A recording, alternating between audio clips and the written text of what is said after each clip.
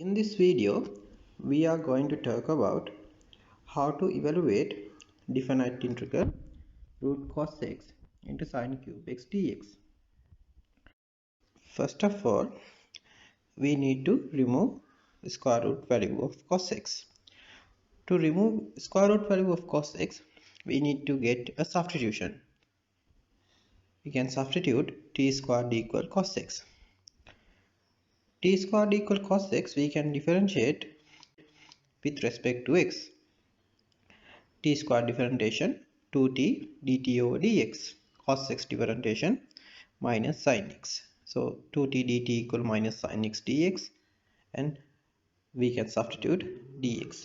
Instead of dx, we can write 2t dt over minus sin x. Now, integral, instead of cos x, t squared square root sin³ x. Instead of dx, we can substitute 2t dt over minus sin x.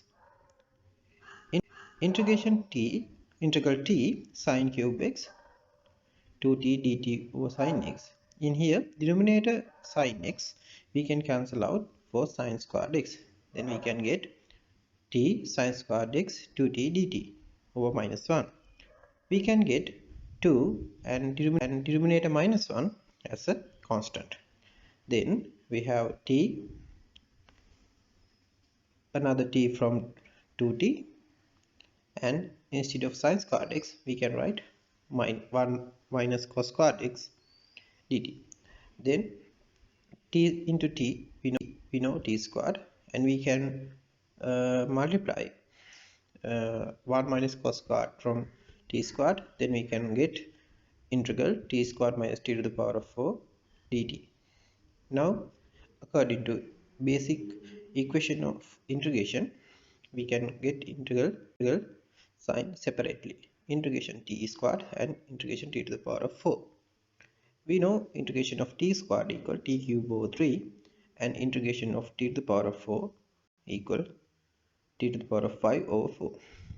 Now, finally, we can substitute instead of cos x, instead of t, square root value of cos x. Square root value of cos x means cos to the power of half x. Then we can get as the final answer minus 2 cos x to the power of 3 over 2 divided by 3 over 2 cos x to the power of 5 over 2 divided by 5 over 2 plus c. Here c is the arbitrary constant.